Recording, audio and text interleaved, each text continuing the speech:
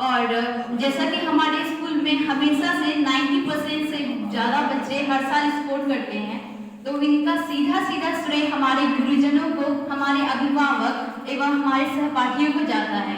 और अगर मैं गुरुजनों की बात करूं तो सबसे पहले मैं इंग्लिश के लिए तो मैं नीतू दीदी का हृदय से धन्यवाद करना चाहती हूँ, क्योंकि उनका जो इंग्लिश पढ़ाने का स्टाइल है, जो भी उनके पोएटिक डिवाइसेस हो गए, जो भी एग्जाम पॉइंट ऑफ व्यू से जितने भी क्वेश्चंस आते हैं वो उनके साथ डील करती है, जो कि एक बहुत ही अच्छा इम्पैक्ट क्रिएट करता है रिजल्ट को बनाने में।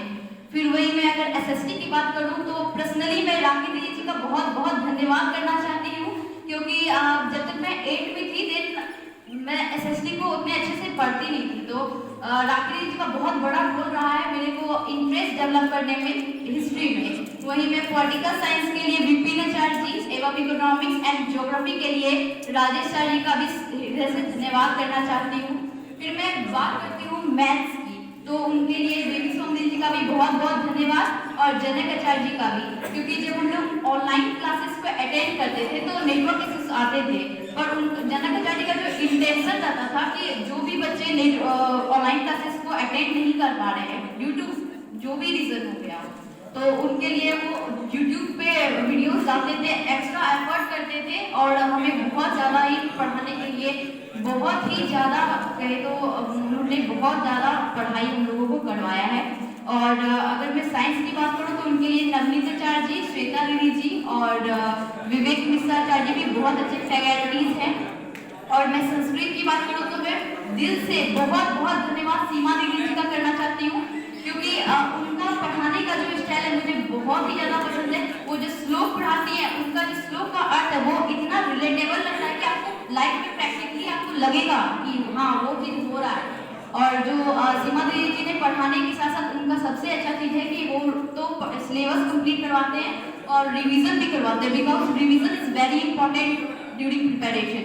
और सीमा दीदी जी ने मुझे पढ़ाई के साथ साथ और भी मोटिवेट किया है। रिजल्ट के बाद भी मेरा बहुत ज़्यादा अच्छा मुझे फील नहीं हो रहा था, बट उन्होंने भी उस टाइम भी मुझे मोटिवेट किया कि 10th की रिजल्ट आपके लाइफ को डिफाइन नहीं कर सकती है।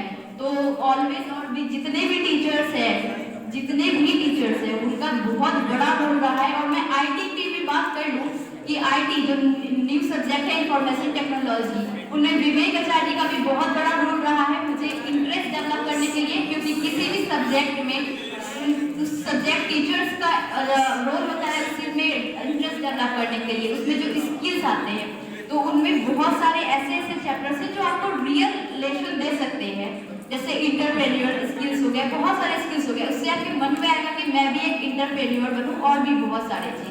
तो और फिर बहुत सारे टीचर्स हैं जिन्होंने मुझे पढ़ाया, कितनों ने मुझे कक्षा में ज्ञान दिया, और वास्तविकता में भी बहुत सारे टीचर्स से मेरा मुझे ज्ञान दिए हैं। और मोनिका दीदी, पूनम दीदी जी, और मैं जिनका भी नाम नहीं जानती हूँ उनका भी बहुत बहुत धन्यवाद करना चाहती हूँ, क्योंकि उन्होंने मुझे हर वक्त मोटिवेट किया है। अगर आपको कभी भी लगता है कि मुझसे नहीं हो पाएगा तो आपके टीचर्स आपको जरूर इंकरेज करेंगे, आप उनके साथ बातें करके देखिए। और इसके बाद मैं अपने पेरेंट्स का भी बहुत बहुत धन्यवाद देना चाहूँगी, क्योंकि मेरे पेरेंट्स का बहुत बड़ा रोल रहा है मुझे पढ़ाने में। आज भी बहुत सारी जगह है जहाँ पे लड़कियों को शिक्षा नहीं दी जाती है, और दी भी जाती है तो एक तरह से सिर्फ एडमिशन करवाया जाता है। उनके जो प्रिपरेशन के टाइम में उनको टाइम चाहिए, जो उनके एफर्ट्स लगने वाले हैं उनमें उनका हेल्प नहीं होता है। लेकिन मेरे पेरेंट्स ने फुल सपोर्ट किया है मुझे, चाहे वो हिंदी और संस्कृत लेने के लिए ही बात हो, उनमें भी मुझे फ्रीडम दी गई थी कि जो भी आप सब्जेक्ट सिलेक्ट करो, पढ़ना आपको ही है। तो बहुत बहुत थैंक यू मम्मी एंड पापा। और मेरे बड़े भाई का भी बहुत बहुत रोल रहा है, क्योंकि डाउट सॉल्विंग के दौरान उन्होंने मेरी बहुत ज़्यादा डाउट सॉल्व की है, वो भी यहाँ उपस्थित नहीं है। और सबसे बड़ी चीज़, मैं सभी का बहुत बहुत धन्यवाद करना चाहती हूँ अगर किसी का नाम मुझसे छूट भी गया हो तो। और सबसे इम्पोर्टेंट चीज़ डाउट सॉल्विंग। हमारे मन में क्या रहता है डाउट सॉल्विंग को लेके कि हमारे जो भी हम अगर डाउट सॉल्व करते हैं तो हमारी इज्जत गिर जाती है। हमेशा एक बात मुझे मेरे भैया ने सिखाया है कि भिखारी और स्टूडेंट्स की कोई इज्जत नहीं होती। तो खुल के डाउट्स पूछिए, कोई इज्जत वगैरह यहाँ पे नहीं रखनी, आप सीखने के लिए स्कूल आते हैं, ना कि इज्जत बनाने के लिए। इज्जत तो बाद में आपकी लाइफ डिसाइड, कैरियर डिसाइड करेगी। तो डाउट पूछिए खुल के, और टीचर से अपने बहुत अच्छे से इंटरेक्शन बनाइए, क्योंकि अब जब तक टीचर्स, अब पेरेंट्स और सब शायद कुछ होते हुए भी आप नहीं अचीव कर सकते हैं। रिसोर्सेज को बहुत अच्छे तरह से यूज कीजिए।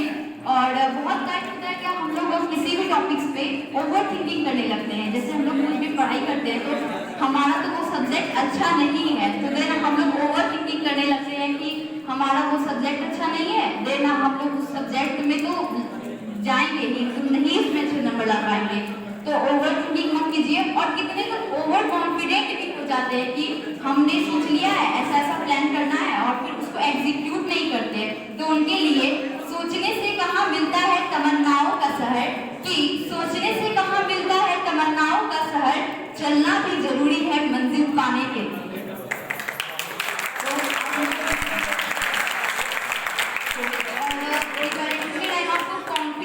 बहुत रहना जरूरी है और ये भी जरूरी है कि आप किसी भी एक पर्टिकुलर सब्जेक्ट पे फोकस ऑन नहीं रहे। अगर कोई सब्जेक्ट मेरा अच्छा है तो उसमें मेरे को कम इनपुट डाल के भी ज्यादा आउटपुट आ सकता है, बट जो मेरा सब्जेक्ट बहुत ज्यादा मुझको हार्ड लगता है तो उसमें मुझे ज्यादा इनपुट डालना जरूरी हो जाता है। तो वो सब सोच के आप लोग ओवरऑल प्रिपरेशन कर ले, तभी आपका ओवरऑल रिजल्ट आता है। और एक और शब्द की मंजिल पा ही लेते हैं जिनके, वो मंजिल पा ही लेते हैं जो जिनके सपनों में जान होती है, वो मंजिल पा ही लेते हैं जिनके सपनों में जान होती है। पंखों से कुछ नहीं होता हौसलों से उड़ान होती है, पंखों से कुछ नहीं होता हौसलों से उड़ान होती है। और जैसा कि हमारे अधिकारी और हमें प्रधानाचार्य जी ने बिल्कुल समझाया कि संघर्ष के बिना हमारा जीवन अधूरा है। अगर हम कंफर्टेबल जोन में जाते हैं तो हमें समझ आ जाता है कि हमारा जो लाइफ है वो गलत डायरेक्शन में चल रहा है, तो हम लोग को अनकंफर्ट भी झेलना पड़ता है अगर हमें सक्सेस की नीड होती है या फिर लाइफ में सक्सीड करना होता है। तो इसके लिए ना कोई संघर्ष ना कोई तकलीफ तो क्या खास मजा है जीने में, कि ना कोई संघर्ष ना कोई तकलीफ तो क्या खास मजा है जीने में। बड़े बड़े तूफान थम जाते हैं जब आग लगी हो सीने में। और ये तो हमारा और इन सभी के बाद मैं सभी का धन्यवाद करना चाहती हूँ। आपका ऐसा ही आशीर्वाद रहा, सही सहपाठियों का ऐसा ही सहयोग रहा तो हम जीवन में जरूर आगे जाएंगे। बहुत बहुत धन्यवाद।